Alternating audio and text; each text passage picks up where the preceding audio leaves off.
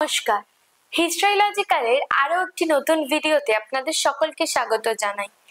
বেদব্যাস রচিত মহাভারত হলো হিন্দুদের অতি প্রাচীন একটি ধর্মগ্রন্থ। মহাভারতে বর্ণিত সমস্ত চরিত্রগুলির মধ্যে একমাত্র অর্জুনের সঙ্গে সমদক্ষতা সম্পন্ন কে ছিলেন জানেন? তিনি ছিলেন কর্ণ।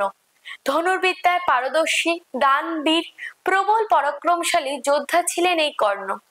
কিন্তু কি তার আসল পরিচয়, চলুন জেনে নেওয়া যাক। শূরসেন নামে যাদব রাজবংশের একজন মহারাজা ছিলেন, যার পৃথা নামের ছিলেন এক সুন্দরী কন্যা। এই পৃথাই ছিলেন কুন্তী।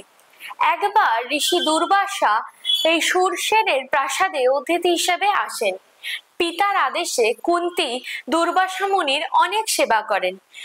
ঋষি সেবায় সন্তুষ্ট হয়ে দুর্বাসা মুনি কুন্তীকে আশীর্বাদ করে একটি দিব্য মন্ত্র দিয়েছিলেন, যেই মন্ত্রের ফলে কুন্তী একটি সন্তানের ধারণ করার ক্ষমতা রেখেছিলেন এবং সেই সন্তানের জন্য যে কোনো একজন দেবতাকে আমন্ত্রণ জানাতে পারতেন।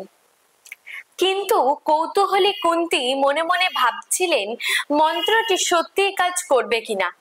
সেই জন্য একদিন সকালে সূর্য দেবতাকে স্মরণ করে মন্ত্রটি জপ করলে সূর্যদেবের আশীর্বাদে কবচ কুণ্ডল সহ কুন্তী একটি পুত্র সন্তানের জন্ম দেন।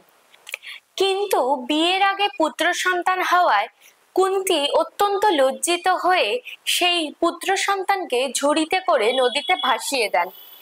এরপরই ভীষ্মের রথের সারথি এবং সুত দম্পতি অধিরথ এবং তার স্ত্রী রাধা দেবী সেই সন্তানকে উদ্ধার করেন এবং কর্ণকে পুত্র স্নেহে মানুষ করেন এবং তার নাম রাখেন বসুসেন।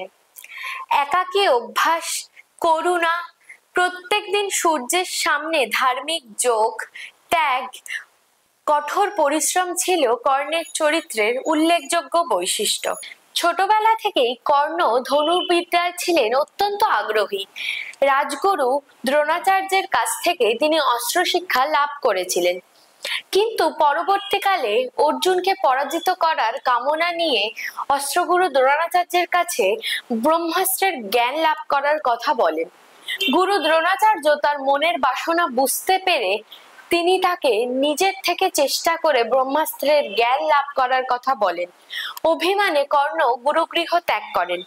পরবর্তীকালে কর্ণ মিথ্যের আশ্রয় নিয়ে নিজেকে ব্রাহ্মণ পরিচয় দিয়ে বিষ্ণুর অবতার পরশুরামের কাছ থেকে ব্রহ্মাস্ত্রের জ্ঞান লাভ করেন।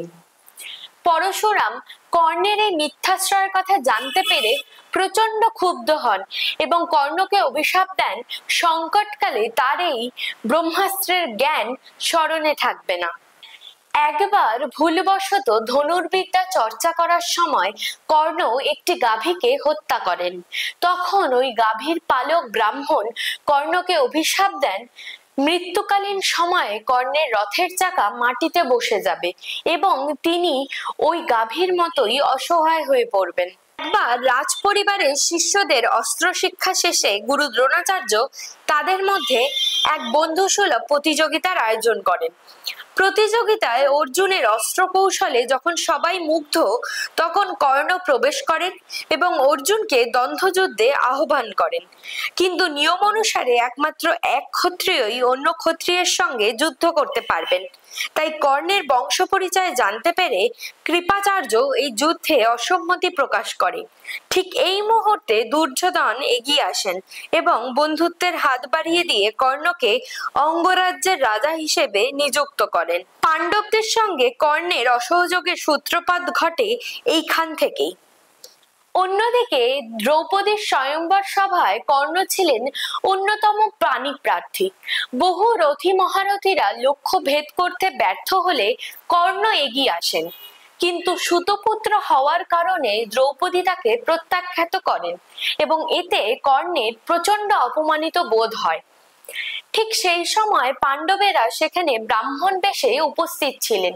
এর পরের ঘটনা তো আপনাদের সকলেরই জানা। অর্জুন লক্ষ্য ভেদ করতে সফল হয় এবং দ্রৌপদীর সঙ্গে তার বিবাহ হয়।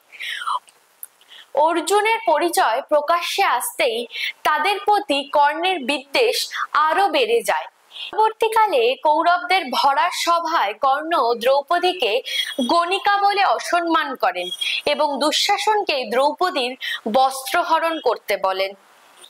কুরুক্ষেত্রের যুদ্ধে ভীষ্ম কৌরবদের সেনাপতি হিসেবে নিযুক্ত হন।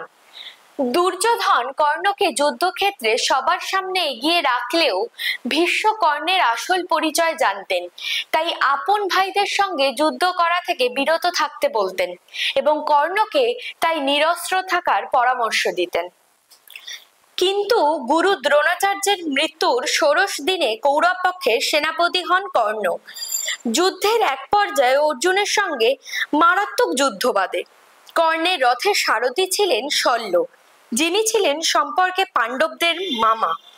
তিনি নানা কথায় কর্ণকে কাবু করতে থাকলে একসময় কর্ণের রথের চাকা মাটিতে বসে গেল। এদিকে অভিশাপের কারণে ব্রহ্মাস্ত্রের জ্ঞান ভুলে যান কর্ণ। তখন অর্জুনকে কর্ণ ধর্মের দোহাই দিয়ে যুদ্ধ বন্ধ করতে বলেন, কিন্তু শ্রীকৃষ্ণ কর্ণকে তার অন্যায়ের কথা মনে করিয়ে দেন। এরপর অর্জুন অঞ্জলিক বাণ দ্বারা কর্ণের মস্তক ছেদ করেন। তখন কর্ণের দেহ থেকে এক দিব্যজ্যোতি বেরিয়ে সূর্যমণ্ডলে মিশে যায় এবং কর্ণের মৃত্যু হয়। মহাভারতে কর্ণ ছিলেন এক বিস্ময়কর চরিত্র। আমাদের আজকের নিবেদন এখানে শেষ করলাম। এরকম আরো তথ্য জানতে আমাদের চ্যানেল হিস্ট্রোলজিক্যালটিকে সাবস্ক্রাইব করবেন, লাইক, শেয়ার এন্ড কমেন্ট করে আপনাদের অমূল্য মতামত জানাবেন। আপনাদের মতামত আমাদের সর্বদা গ্রহণযোগ্য। ধন্যবাদ।